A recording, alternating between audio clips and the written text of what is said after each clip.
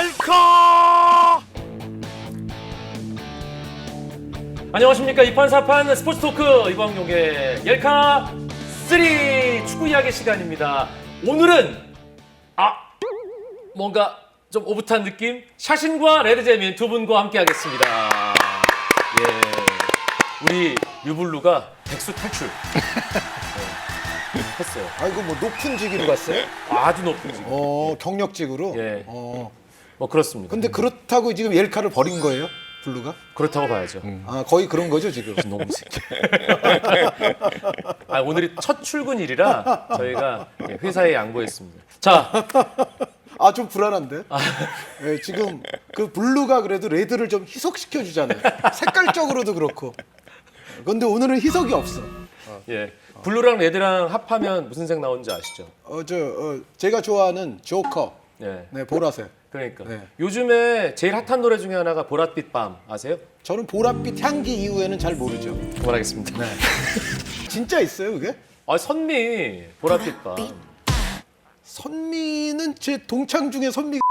8월의 첫 주말 세리에 A를 끝으로 2019-2020 유럽 축구 시즌이 마감됐습니다. 예, 그래서 오늘 옐카가 유럽 축구 시즌 결산 리뷰를 한번 해볼까 합니다. 예, 그 아직 중요한 저 유로파 리그 챔피언스 리그 남았어요. 그러니까 리그랑 했잖아요, 형. 아니 그런데 정말 결산은 챔피언스 리그가 이제 끝나야 이제 그러니까 유로피언 그거는 이제. 챔피언이 그리고 네, 이제 나오는 거죠. 그 얘기는 나중에 하기로 예. 하고요. 예, 일단 유럽 축구 리그가 워낙 많기 때문에 저희가 임의로 5대 리그에 한정해서 결산을 해보도록 하겠습니다. 5대 리그란 스페인, 잉글랜드, 이탈리아, 독일, 프랑스.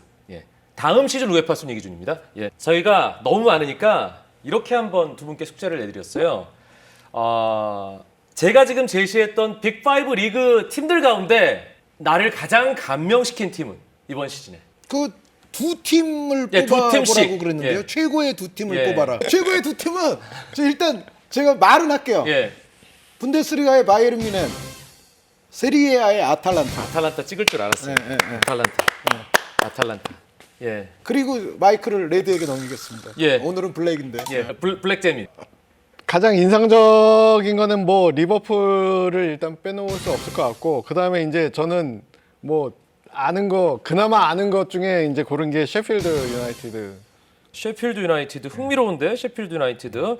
그러면 자, 그 팀을 칭찬하는 이유는 레드에게 먼저 드릴게요. 예. 일단 리버풀 너무 뻔한데 근데. 네, 근데 리버풀은 이제 뭐 의미죠.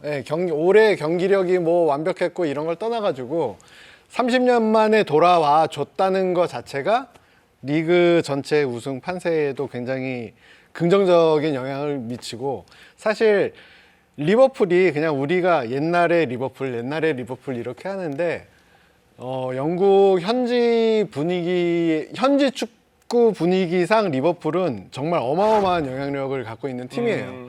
그러니까 각종 TV, 뭐 전문가, 뭐 축구 해설위원 이런 사람들 대부분 다 리버풀 출신들이 많고, 그래가지고 이제 조세 모리뉴 같은 경우에는 왜 이렇게 텔레비전에 리버풀 출신들이 많이 나와서 왜 나를 이렇게 공격하냐, 막 이런 식으로 실제로 얘기하기까지 했어요. 기자회견에서. 근데 그래서 제가 여기서 잠깐 끼어들면 약간 이래서 이런 것 같아요. 리버풀이 70년대, 80년대에 엄청난 황금 시대가 있었잖아요. 리버풀의 황금기와 지금 이제 기존 기성 해설자가 많은 거는 그게 약간 비례 관계가 있고, 그런데 제 생각에는 그게 90년대로 넘어오면 맨유 그러니까 출신이 많아질 거예요. 제가 이제 있을 때가 2000년대에 이제 영국에 있었는데 그때까지만 해도 정말 다 리버풀 출신들이었어요. 그래서 근데 당시에 첼시 감독 무리뉴를 그렇죠. 욕을 많이 했다. 예. 근데 10년이 지나고 15년이 지난 지금 보면은 이제 맨유 출신들이 많은 거예요. 네빌, 퍼디난드 예. 뭐 이런 사람들이 많아. 어쨌거나 리버풀의 뭐 글로벌 팬덤은 차치하고 영국 자체 내에서 팬덤은 뭐 정말 압도적이기 때문에 리버풀이 돌아와 줘서 우승 경쟁이 더 확고하게 더 뜨거워졌다는 거에 대해서, 그것도 남들 새로 막 갑자기 부잣집 아들이 돼가지고 나타난 게 아니라 정말 자수성가해가지고 자기들이 스스로 돈을 버는 구단이 그 명문이 다시 돌아와줘서 굉장히 좀 중립 팬 입장에서는 굉장히 고맙죠. 아니 잉글랜드 프리미어 리그 안에서 그러니까 팬덤의 총량을 따지면 리버풀이 1등입니까? 맨체스터 유나이티드 지금 2020년 현재는 맨유가 1등이고. 그렇죠. 2000년대 정도까지는 이제 비슷했어요. 맨유하고 리버풀하고 이 느낌적으로. 하지만 이제 리버풀이 그 이후에 너무 조용하게 지냈고 맨체스터 유나이티드는 최소한 퍼거슨이 물러나기 전까지는 정말 독식을 했기 때문에 그 모습을 보고 자란 팬들은 다 맨체스터 유나이티드 팬들이죠. 예, 영국에서도. 네. 여기서 제가 급 소환하면서 샤신 칭찬합니다. 우리 2019, 2020 네? 유럽 축구 프리뷰할 때 기억하고 있습니다. 리버풀은 이번에 리그 우승할 것이고 맨시티는 챔스를 노릴 것이다. 기억하시죠? 기억하죠. 그 화면 나가고 있겠죠 지금쯤? 네. 리버풀은 리그 우승에 총력을 다할 시즌이라고 봐요. 30 years, 30년 만에 리버풀이 위르겐 클롭과 더불어서 수건을 이루는 그런 한 시즌이 잘하면 되지 않을까. 하지만 오늘 샤신이 골라온 팀은 리버풀도 아니고 맨시티도 아니고 일단 바이에른 뮌헨. 아, 그렇죠. 네. 그러니까 리버풀의 그 30년 의미에는 정말 마음 깊은 곳으로부터 박수를 보내고요. 축하를 드리고 싶어요. 그리고 또 제 예측을 맞게 해주셔서 너무 감사하고. 그러나 그 올 시즌 최고의 두 팀이라고 할 때 리버풀은 살짝 못 들어가는 것 같아요. 살짝. 저에게는. 적어도 저에게는. 챔스 네. 탈락해서? 크죠, 그게. 네. 예, 그러니까 처음에 워낙에 기세 좋게 나가가지고 이거는 거의 뭐 무소불위의 거의 파워처럼 보였었고 그러면서 이제 매우 조심스럽지만 리버풀 팬들은 굉장히 사실 조심스러워하세요. 왜냐하면 그 약간의 설레발이라도 들어가면 30년을 기다려왔다는 걸 알기 때문에 예, 그 사실 그 사이에는 우승할 뻔했던 적도 있긴 있잖아요. 그럼에도 내심 은근히 리버풀 팬분들이 뭐를 기대하고 있었을까? 저는 두 가지였다고 봅니다. 하나는 무패 우승, 또 하나는 트래블. 그러니까 예를 들어 트래블은 맨체스터 유나이티드가 해봤잖아요. 네. 무패 우승은 아스날이 해봤죠. 리버풀이 지금 기세면 잘하면 요 두 산이 등정이 가능하다라고 생각을 하셨을 텐데 그게 그냥 조금 싱겁게 돼버렸어. 순식간에. 심지어는 승점 100점도 안 됐어요. 네. 99점으로 결국엔. 끝났잖아요. 아, 그거는 이제 결국 싱거워졌기 때문에 뭐 네. 100점 안 된 거야. 그러니까, 뭐 이렇게 예. 큰 문제는 아닌데 결국 무패 깨지고 트래블 하나씩 다 깨지고 FA컵도 깨졌죠. 챔피언스리그도 깨졌죠. 이제 그게 굉장히 짧은 시간 동안에 일어나 버리면서 사실상 그 다음에 리버풀의 적은 코로나밖에 없었어요. 그러니까 코로나 때문에 이게 정말 리그가 잘못해서 엎어지면은 이게 뭐 무효가 되는지 막 그거에 리버풀 팬들은 그 다음부터는 떨었지. 사실 리그 우승은 거의 뭐 끝난 상태나 다름이 없었기 때문에 결국은 그 감격의 우승을 차지하긴 했지만 나머지에서 은근히 기대하던 내심의 목표들이 다 무너진 것이 저에게는 그렇게 좋은 인상으로 남진 않았기 때문에. 하지만 그렇다고 해서 샤신이 리버풀의 EPL 사상 최초 우승을 폄훼하는 건 아닙니다. 그렇죠. 이제 그런 반면에 바이에른 뮌헨은 일단 뭐 기록이 입증을 해줍니다. 뭐냐면 바이에른 뮌헨은 시즌 중에 감독이 교체된 팀이에요. 맞아요. 네, 니코 코바치 감독으로부터 지금 한스 디터 플릭 감독으로 교체가 됐는데 코바치 감독일 때까지 11월 초까지의 전적이 모든 대회 토탈, 챔피언스리그 다 토탈해서 10승 3무 3패를 거뒀어요. 근데 여기는 이제 챔피언스리그에서는 그래도 좀 잘 이기고 있었기 때문에 리그로만 따지면은 사실은 이거보다도 못하거든요. 그리고 코바치 감독의 마지막 경기가 그 프랑크푸르트에게 1대5로 대패했던 경기입니다. 그러면서 시즌 순위도 4위로 떨어졌는데 그 4위도 막 아슬아슬했어요. 그래서 아, 바이에른 뮌헨 시대가 드디어 좀 끝나나 보다 이런 평이 많았는데 그러면서 이제 코치였던 이제 플릭 코치가 감독으로 올라섰을 때만 해도 자, 플릭이 과연 얼마나 갈까? 아, 이게 임시성 감독이고 사실 겨울 휴식기 정도 되면은 제대로 된 딴 감독이 올 수도 있고 뭐 여러 가지 말들이 많았는데 플릭이 결국 시즌 말미에 자기가 거둔 성적이 어떻게 되냐면 29승 1무 2패. 29승 1무 2패. 그 2패는 비교적 초기에 조금 두 번 나온 거 이외에는 그 다음부터는 뭐 패배를 모르는 뭐 다 이기는 팀이 돼버렸어요. 그러면서 뭐 해외 축구 팬들이 잘 아시다시피 토마스 뮬러 선수가 제3의 전성기를 구가를 했고 토마스 뮬러 선수의 어시스트가 유럽에서 메시, 데브라이너 선수들과 어깨를 나란히 하는 유럽 최고의 어시스터로 거듭났을 뿐만 아니라 또 여기에 가장 또 대각에 있는 선수가 어린 알폰소 데이비스라는 선수는 포지션 변경 이후에 유럽 최고의 윙백 중에 한 명으로서 지금 뭐 왼쪽 풀백 알폰소 데이비스 네. 없는 미네는 상상할 수 없는 거니까. 예, 그 여기에 뭐 레반도프스키 선수가 51골을 꾸준히 터뜨려줬고 그래서 전체적으로 바이에른 뮌헨은 지금 이제 챔피언스리그가 어떻게 될지 모르겠습니다만 챔피언스리그에서도 굉장히 강력한 지금 우승 후보로 전 유럽에서 칭송을 받고 있어요. 그래서 만약에 바이에른 뮌헨이 챔피언스리그 트로피를 들어올릴 경우에는 또 트래블이 됩니다. 트래블 안 하더라도 지금까지만으로도 충분히 인상적이었고 만약에 트래블까지 하면은 거의 역사적인 시즌이 언터처블급 팀으로서 올 시즌 기억이 되겠죠. 바이에른 뮌헨. 사실 설명을 들으니까 고개가 끄덕여집니다. 특히 이게 코로나 때문에 뭐 그 경기력의 부침도 좀 있고 그리고 또 분데스리가는 18팀이라 리그 경기 자체가 34경기잖아요. 근데 세 자릿수 득점을 한 팀이 맨시티하고 바이에른 뮌헨. 이게 두 팀이더라고요. 그렇죠. 예. 그 공부를 좀 해오셨어요? 네, 순위표 다 뽑아오신 것 같아요. 그럼요. 그 자료 보고하는 거예요. 그 말씀 하시니까 네. 연결해서 이제 말씀드리자면 지금 말씀하신 대로 바이에른 뮌헨이 34경기에서 100골을 넣었고요. 네. 맨체스터 시티가 38경기에서 102골을 넣었는데 리그 기준. 네. 리그 기준 38경기에서 98골을 넣은 아탈란타가 저의 두 번째 픽입니다. 맞습니다. 네. 아탈란타가 깜짝 놀랐어요. 그리고 세리에A에서 최다골이에요. 시즌. 아니 뭐 당연하죠. 당연하죠. 제가 다 세봤는데 네. 바이에른 뮌헨이 올 시즌에 4골 이상 넣은 경기가 뭐 유럽에서 최강입니다. 17경기예요. 맨체스터 시티가 4골 이상 넣은 경기가 15경기가 있습니다. 그런데 맨시티의 경우에는 7골까지 넣은 경기는 없어요. 올 시즌 상대팀에게 7골을 3경기나 터뜨린 팀이 있어요. 그게 아탈란타예요. 같은 세리아 팀에게 7골을 퍼부었었고 아탈란타가 4골 이상 넣은 경기는 전부 10경기가 됩니다. 네. 그러니까 이 얘기는 4골, 5골, 6골, 7골 넣은 경기가 10경기인데 그 가운데서 3경기는 7골을 터뜨렸어요. 그 세 경기에서 21득점을 한 거죠. 그러니까요. 그런데 뭐 그 경기만 그럼 득점 많이 했느냐? 뭐 그건 아니니까 전체적으로 득점이 많았고 뭐 아탈란타의 웬만한 선수들은 다 두 자릿수 골 언저리거나 이상이거나 예를 들어 그 로빈 고센스라고 그 윙백이 있거든요. 윙백이 모든 대회 토탈 두 자릿수 골이에요. 그러니까 이 고센스 선수 같은 경우는 올 시즌의 어떤 전술적 트렌드 가운데서 특히 골 스코어링 윙백에 아주 진수를 보여준 선수인데 어쨌든 뭐 백업 공격수가 10골대 중반을 넣을 정도니까 무리엘 선수라고 백업 공격수가 있는데 뭐 주전 공격수나 뭐 로테이션 공격수나 거의 골수가 비슷하고 정말 골 넣은 선수들이 즐비한 팀이 아탈란타인데 그러니까 이제는 닭공이란 말은 함부로 쓰면 안 돼요.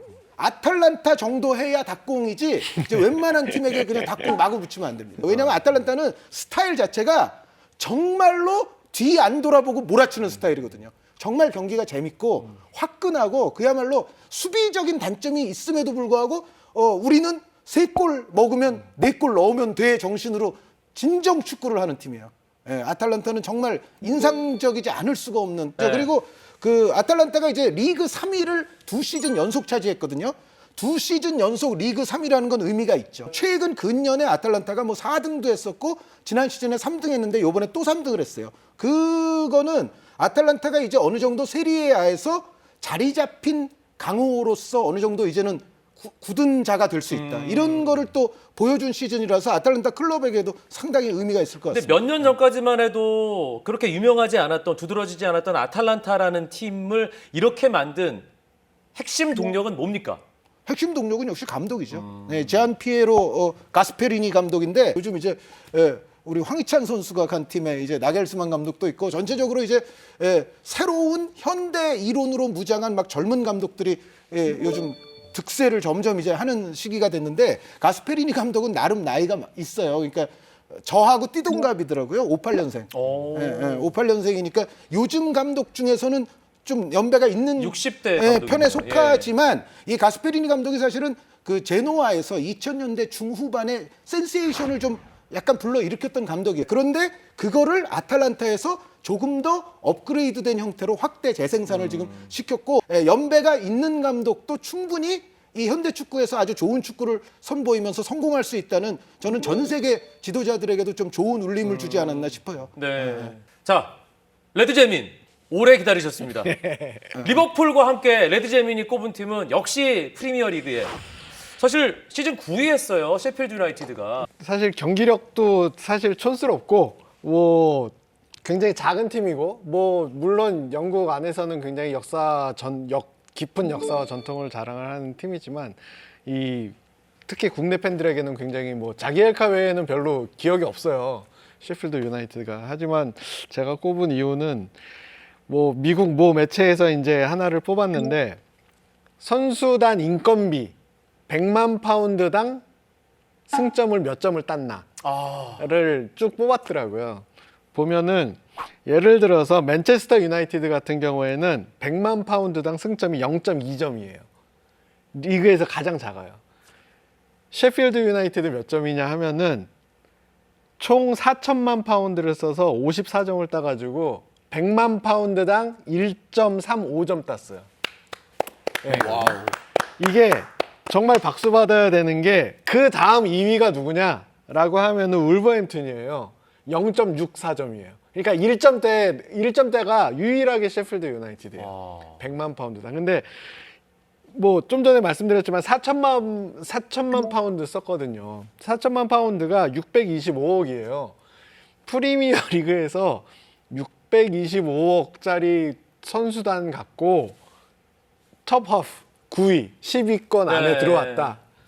라고 하는 건 정말 뭐 레스터와 함께 기적에 가깝다고 생각을 해요. 레스터가 이제 우승을 했잖아요. 레스터는 좀 더 미쳐가지고 이제 우승까지 해버렸는데 지금 프리미어 리그는 물량 공세예요. 정말. 물론 FFP라는 뭐 장치가 있긴 하지만 결국에는 돈 많이 쓰면 이기거든요. 아이고 여기 지금 오늘 자리 비운 축구 자본주의자.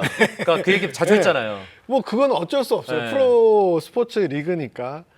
점점 더 프리미어 리그는 그렇게 되어가고 있는 와중에 지금 레스터 시티가 우승을 하고 셰필드 유나이티드가 올 시즌에 이 9위라는 정말 찬란한 성적을 거둔 거는 이거는 정말 박수 받아야 된다고 생각을 해요. 셰필드 유나이티드는 좀 신비로운 팀이더라고요. 이게 보니까 잉글랜드 프리미어리그 득점 순위에서 상위권의 선수가 한 명도 없어요. 심지어 최다 득점한 선수가 2명인데 6골이고요. 그리고 한 시즌에 셰필드 유나이티드가 지난 시즌에 39득점에 39실점을 했는데 이게 39득점이 아래에서 5번째, 39실점은 위에서 4번째. 그러니까 이게 뭐 짠물 축구라 그래야 되나? 뭐 이렇게 약간 이게 수치 자체는 좀 변태 뭐 이렇게 해도 될지 모르겠지만. 근데 뭐 사실 이렇게 작은 선수단으로 프리미어 리그라는 정말 강호의 세계에서 살아남으려면 어쩔 수 없이 이 선수비하고 카운터 어택을 노릴 수밖에 없는 그런 부득이함이 있고, 그럼에도 불구하고 그걸 알고 나가도 두드러 맞잖아요. 맨시티, 리버풀 이런 팀들하고 붙는 상대는 무조건 다 밑으로 내려오는데 그거를 뚫고 막 맨시티는 100골 넘게 넣잖아요. 이런 팀이 있는 리그에서 39실점?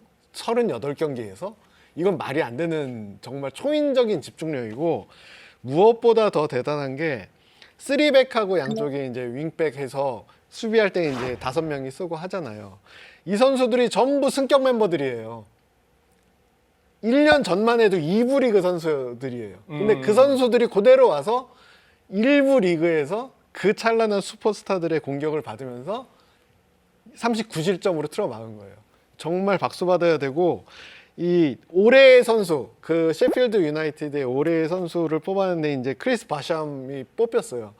이 친구 같은 경우에는 지금 나이가 들어서 이제 32살인데 16살 때 뉴캐슬에서 이른바 이제 아카데미에서 야, 너는 안 되겠다 해가 쫓겨난 선수예요.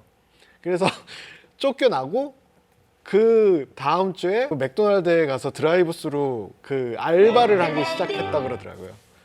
근데 자기가 알바를 하는데 당시 니키 버트가 딱 와서 자기가 맥도날드 햄버거를 주문을 받고 주면서 정말 자괴감을 많이 느꼈다고 그러더라고요. 자기는 지난주까지만 해도 막 알란 시어르랑 같이 운동하고 했는데 갑자기 니키 버터의 햄버거 주문을 받는 알바생이 된 거예요. 그런 좌절을 10대 시절에 겪고 하위 리그에서부터 찬찬히 커 와가지고 지금 프리미어 리그의 주전 센터백이 된 거예요. 이 선수뿐만 아니라 대부분 다 그런 선수들이에요. 그래서 뒤에 또 센터백 3명의 연봉을 보니까 20억이 안 돼요. 합쳐서. 그 센터백 3명이 어떻게 보면 전술적으로도 아주 네. 핵심 중에 핵심인데. 뭐 이 3명이 거의 요번 시즌 만든 주인공인데 그 좀 이렇게 비교해서 좀 그렇긴 하지만 K리그에 좀 돈 많이 쓰는 팀, 3백 쓰는 팀의 주전 센터백 3명 연봉보다 거의 비슷할 적겠는데요. 뭐 적을 수도 있고 거의 네. 비슷할 거예요. 그러니까 K리그에서 주전으로 뛰는 국가대표 선수 정도 연봉이에요. 예. 네. 이 3명이 네. K리그도 충분히 영입할 수 있는 선수들. 금액적으로만 보면은 그러나 이제는 영입 못하는. 이제는 이제 못하죠. 근데 셰필드 유나이티드가 전술이 워낙 독특해서 2019-2020 시즌 초반부터 화제가 됐었잖아요. 역시 그 중심에는 감독 크리스 와일더가 있는 거예요. 크리스 와일더 감독이 전형적인 영국 축구 지도자예요. 굉장히 촌스럽고 말하는 것도 막 엄청나게 셰필드 사투리 엄청나게 쓰고 셰필드 유나이티드에서 뛰었고 셰필드 유나이티드를 너무너무 사랑하는 최고의 팬이고 아니 선수 이전에 서포터부터 시작했다고 네. 들었거든요. 그래서 네. 정말 우리의 크리스 와일더인 거예요. 그쪽 동네에서는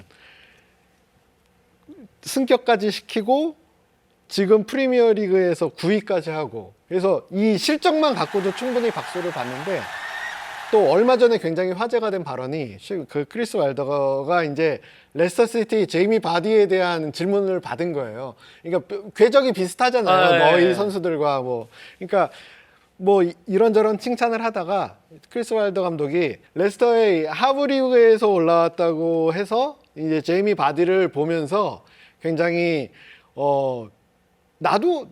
내가 저 선수보다 잘하는데 내가 저기 있어야 되는데 최 옛날에 나보다 못했는데라고 생각하는 선수들이 굉장히 많을 텐데 절대 불가능하다. 왜냐하면은 제이미 바디는 TV 밖에서는 너희가 상상할 수 없을 정도의 노력을 했기 때문에 지금 저기 나오는 거다. 그러니까 크리스 카메라에- 와일더의 철학이 그거라는 그쵸. 거죠. 예. 네. TV에 나온 모습만 갖고 절대 판단하면 안 된다. 너희들은 바디가 밖에서 했던 노력을 절대 안 했기 때문에 안방에서 지금 제 바디를 텔레비에서 TV로 나오는 바디를 보는 거다. 이렇게 칭찬을 해가지고 또 굉장히 축구 팬들의 심금을 울렸죠. 영국. 왜냐하면은 프리미어 리그는 지금 최상위는 전부 외국인이거든요. 감독부터 시작해서 스타 플레이어 다 외국인이에요. 그런데 그 와중에 이번 시즌 득점왕은 영국의 제이미 바디. 그렇죠. 제이미 바 그것도 최고령 예. 최고령 득점왕에다가 크리스 와일더 같은 이제 우리 선수, 우리 감독들이 이렇게 거의 뭐 마지막 자존심을 지켜주는 약간 이런 느낌이에요. 영국에서는. 그래서 참 이 셰필드 유나이티드가 베스트 팀은 아닐지라도 충분히 박수를 받을 자격이 있는 팀이라고 생각합니다. 사실은 좀 뭐 추가할 만한 발언. 아니요, 그 레드의 이야기를 들으면서 제가 두 가지를 깨달았어요. 레드가 확실히 저랑 비슷한 연배가 맞구나. 이게 영국까지 다녀오신 분인데 이 TV를 바디를 텔레비에서 라고 아까 저도 근데 테레비라는 말이 은연중에 자꾸 나오거든요. 저 선 그을게요. 전 TV라고. 그러니까 두 번째 깨달은 게 뭐냐면 내가 아까 아탈란타 칭찬할 때 까먹은 게 있었구나. 이거 꼭 해야 되겠다. 네. 제가 알기로는 여러분 한번 찾아보십시오. 정말 우리의 크리스 와일더인 거예요. 아탈란타 선수단의 연봉 총액이 3,100만 유로 정도로 제가 어디서 본 게 기억이 나는데 그게 왜 제가 그 기사를 본 기억이 나냐면 호날두 선수의 연봉이 3,600만 유로인가? 그러니까 아탈란타 거예요. 선수단 연봉 총액이 호날두 한 명만도 못하다라는 네, 거예요. 아직도 저희 녹화 기준으로는 이루어지지 않았지만 이제 챔피언스 리그 에서 아탈란타가 다시 한번 이제 그것도 파리 생제르맹과 붙게 됐어요. 좀 전에 제가 그랬죠. 호날두 선수보다 선수단 연봉이 작은 아탈란타가 돈 하면은 또 맨체스터 시티와 더불어서 세계 양웅을 다투는 그 파리 생제르맹과 아탈란타가 이제 8강에서 만나게 돼 있어요. 그래서 여기서 이제 과연 이제 어떤 결과가 나올지는 모르겠지만 역시 파리 생제르맹 그럼 선수단 연봉 총액 거고하면 어떻게 되겠어요? 호날두 한 명한테도 안 되는데 파리 생제르맹의 그 네이마르, 음바페 네이마르, 음바페 등등등등. 둘만 합쳐도 아탈란타 선수단 전체 연봉 뛰어넘는 거죠. 그러니까 네이마르 네이마르 선수, 혼자만 음바페 해도 넘을 수도 선수가 있어요. 얼마를 받는지 정확히 모르겠지만 또 파리 생제르맹은 네이마르, 음바페 이전부터 데려왔던 스타 선수들이 즐비하기 때문에 아마 뭐 엄청난 차이를 보일 겁니다. 연봉의 격차. 그런데 그런 싸움에서 이제 아탈란타가 어떻게 하느냐. 이 작은 규모의 팀이라는 거 이거 꼭 얘기해야 되겠다라는 그런 깨달음이 왔었어요. 예, 저는 사실 아탈란타를 꼽은 샤신의 픽 그리고 셰필드 유나이티드를 꼽은 레드제민의 픽을 보면서 역시 축구는 감독의 예술이구나. 아까 예. 제가 바이에른 뮌헨 말씀드렸지만 한지 플릭 감독은 제가 요분 칭찬도 하나 할게요. 제가 저는 한지 플릭의 선수로 뛰는 거를 본 정말 우리나라에서는 그렇게 많지 않은 사람 중에 하나일 거예요. 예전에 이제 이 플릭 감독은 이제 비교적 이제 무명까지는 아니지만 그렇게 아주 유명한 선수가 아니었는데 바이에른 뮌헨 감독을 지금 성공리에 할 수 있었던 것도 바이에른의 어떤 정신, 비즈니스 정책 이런 거를 이 사람이 예전부터 통달하고 있는 사람이기 때문에 사실은 굉장히 위급한 순간에 감독직을 아주 성공리에 수행할 수가 있었는데 이 한지 플릭 감독의 어떤 리더십에 관해서 제가 칭찬하고 싶은 대목은 이런 거예요. 이 감독이 굉장히 장기간 동안 2인자를 해왔던 감독이에요. 이제 젊었을 때 호펜하임 감독을 잠깐 했었는데 거기서는 그렇게 궁극의 성공을 거두지 못하고 내려왔다가 그 다음에 보통 이제 젊은 감독들이 나 한번 실패했어 그럼 또 감독에 도전해야지라고 생각하는 사람들이 좀 많은데 이 플릭 감독은 그 다음에 선택이 코치였어요. 독일 국가대표팀. 예, 요아킴 레브 감독의 코치를 2006년부터 2014년까지 했어요. 그러니까 독일 국가대표팀의 영광과 함께했던 코치예요. 그리고 나서 이제 독일 축구협회 일을 좀 하다가 니코 코바치 감독 때 이제 바이에른 코치로 왔다가 이제 임시 감독으로 들어서서 지금은 이제 완전한 감독이 된 거거든요. 제가 한지 플릭 감독에 관해서 꼭 말씀드리고 싶은 건 이겁니다.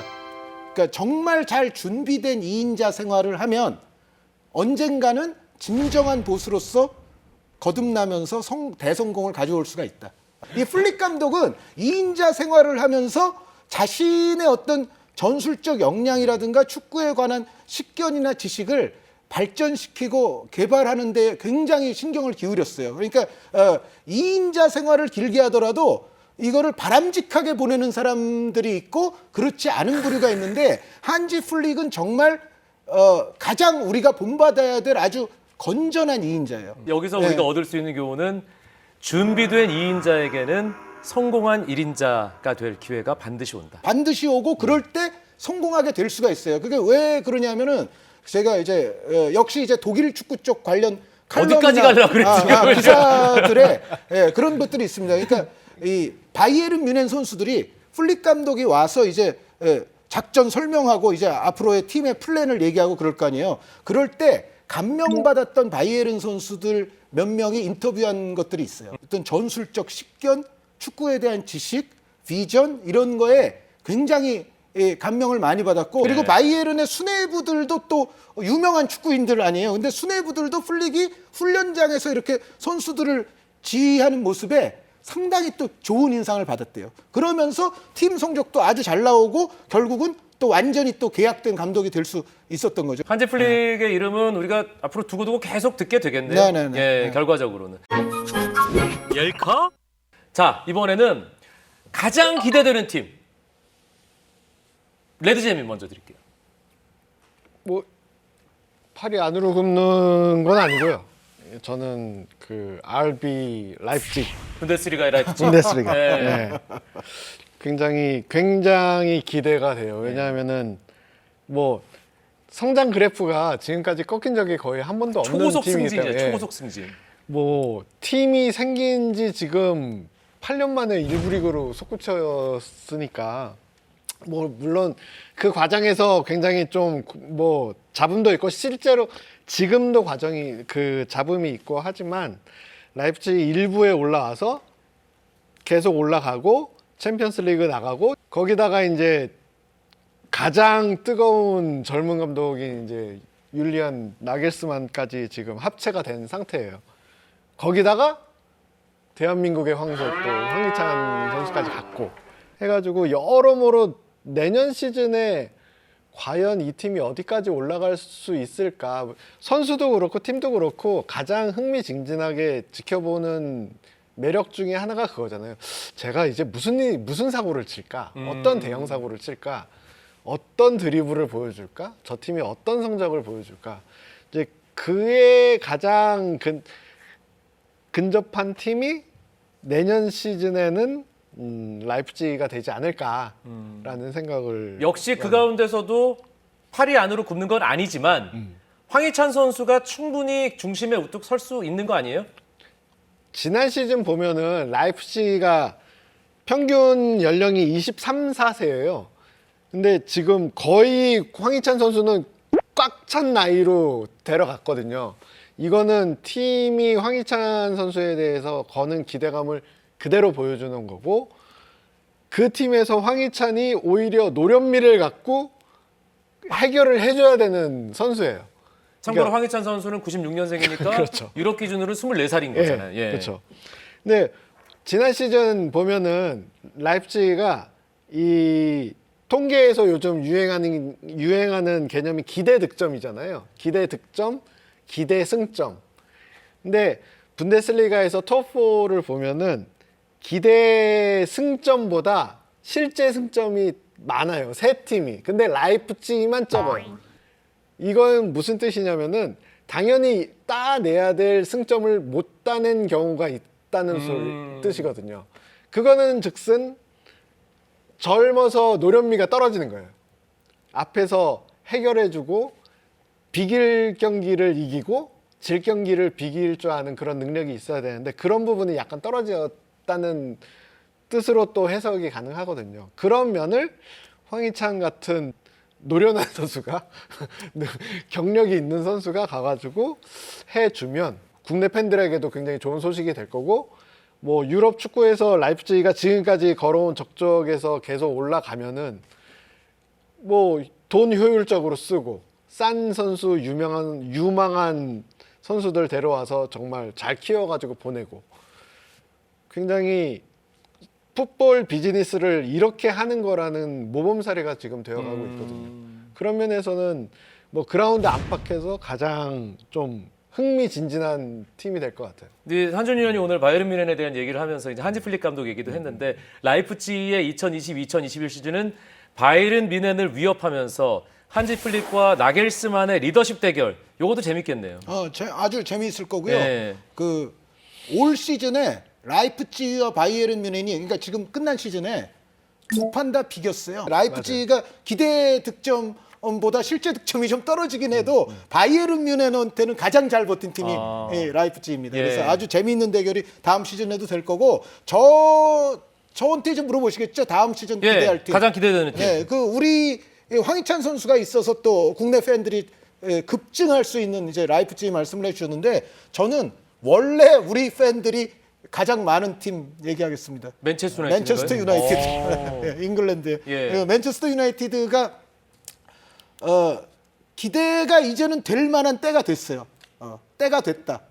리그 우승이다 이런 장담은 못해도 그러니까 여태까지보다는 분명히 한층 희망적인 뭔가의 모습이 나올 거다. 일단 뭐 브루노 페르난데스 선수가 오면서 그 플레이메이커 공격형 미드필더에 대한 갈증이 완벽하게 해소가 됐고 브루노 페르난데스가 온 걸로 인해서 주변의 공격수들 그 앞쪽의 공격수들의 폼이 더 좋아졌어요. 예를 들어 뭐 마샬 선수라든가 그리고 사실 레시포드 선수도 꾸준히 지난 시즌에 잘해줬었고 마샬 레시포드 여기다가 또 미드필드의 포그바 선수도 브루노 페르난데스가 오니까 한층 더 재밌게 축구를 하는 것 같아요. 그러니까 좀 약간 시쳇말로 곁들이자면 포그바 선수가 이제 내 수준에 맞는 놈이 내 옆에 하나 있네. 예. 저는 포그바 선수가 능히 약간 그럴 수도 있다고 저는 생각이 돼서 그러니까 이전까지는 나 여기서 뛰는 거 짜증나 뭐 그런 폼이었다가 이제 조금 재밌어지는 거예요. 내 수준에 맞는 애가 왔는데 이제 좀 축구할 만 나는데 약간 그러면서 요즘은 뭐 인터뷰하는 거 보면은 맨유에 앞으로 충성을 바치겠다 막 이런 여태까지 안 하던 이상한 얘기도 요즘은 하는데 사랑을 움직이는 그런데 사랑을 움직이는 거죠. 그런데 제 생각에는 그게 가장 결정적인 것이 챔피언스리그 티켓을 땄잖아요. 그러니까 포그바가 이제 굳이 어디 다른 데 안 가도 맨체스터 유나이티드 그리고 브루노와 더불어서 챔피언스 리그에서 뭔가 내 실력을 보여줄 수 있는 기회가 오는 것 같으니까 이제는 포그바 선수도 어디 안 갈 것 같고 물론 이제 맨유 팬들이 기대하는 지금 제이든 산초 선수의 영입이라든가 그리고 지금 약간 신뢰를 잃어버린 이제 데에야 선수랄지 아니면 약간 그 윙백이라든가 센터백 쪽에 약간의 보강이랄지 이제 이런 부분이 어떻게 결론이 나느냐에 따라서 더 강해질 수도 있고 약간 조금 위험성을 아는 채 다음 시즌을 시작할 수도 있겠지만 어찌됐건 제 생각에 맨체스터 유나이티드는 여태까지보다는 분명히 좀 상승하는 상승주로 봐야 되지 않느냐 그런 생각이 들어요. 알겠습니다. 2020-2021 시즌 가장 기대되는 팀. 자신의 픽은 제한맨. 네, 전통의 전통의. 제발. 신흥 예. 제한라? 신흥 급등주. 맨유와 라이프치. 참고적으로 그 라이프치히 홈경기장이 어떤 곳이냐면은 2006년 독일 월드컵 때 우리의 박지성 네. 선수가 프랑스전 이거 있잖아요. 야! 거기에요. 윌리엄 갈락스를 빡시게 만들었죠. 거기에요. 그 박지성의 발끝에서 나왔습니다. 그것이군요. 여러모로 굉장히 제한라가 될 수 있는. 알겠습니다. 열카?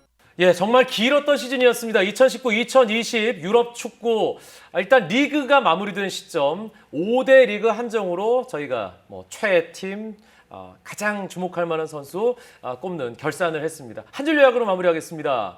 레드제민. 한 줄 요약 생각을 안 해왔네요. 생각보다. 여기 숙제를 내준 종이에 한 줄 요약 생각해와라 이게 없어요. 그건 기본이지. 한 줄 요약하는 게 여기 쓰여 있네? 잘 안 보여 근데. 이걸 누가 봐 근데 여기 있긴 있다. 이게 리버풀 오래 기다렸고 고생했고 길게 좀 머물렀으면 좋겠어요. 그 자리에. 기승전 리버풀. 예. 아니 근데 저 영국에 좀 계셨잖아요. 리버풀이 당시에 응원팀이었어요? 아니요. 저는 뭐 누구를 응원하진 않아요. 근데 기본적으로 그런 거예요. 그러니까 어렸을 때 굉장히 강하게 남은 기억들이 있잖아요. 이제 그런 것 중에 한 팀이 이제 리버풀인 거예요. 그러니까 가만 있어봐. 아니 레드 선생이 어렸을 때 아니, 리버풀이 그러니까 뭘로 기억에 남지? 어쩌다 어디서 봤는지도 기억도 안 나요. 축바들의 이제 공통점이 실제로 못 봤는데 딱 보니까 한 5년 전, 10년 전까지 얘네가 짱이었네. 막 파가지고 내가 이제 얘네를 잘 아는 거야. 야, 씨, 너 임마 알렌한센 알았나? 막 이런 그런 거 있잖아요. 그런 거. 그레엄 스레스 그러니까 사진도 그랬네. 저는 그 어렸을 때 80년대 초에 M본부에서 해줬던 인터컨티넨탈 컵에서 리버풀을 봤어요. 제가 잘못했습니다. 네, 근데 그 경기에서 리버풀이 말도 안 되게 깨졌어요. 그래서 저는 상대팀 선수의 팬이 됐죠. 리버풀을 전반전 45분 만에 박살낸 선수가 하나 있었는데 그 사람이 바로 지코입니다. 여러분 참고로 지금 한 줄 요약 시간입니다. 아니 근데 이런 얘기가 한 줄 요약보다 이게 더 재밌다. 그러네. 들어보죠 좀. 예. 아니 샤신 한 줄 요약. 한 줄 요약. 자, 한 줄 요약 아직 안 끝났어요? 한 줄 요약. 진짜 딴 거. 리버풀 그 자리에 오래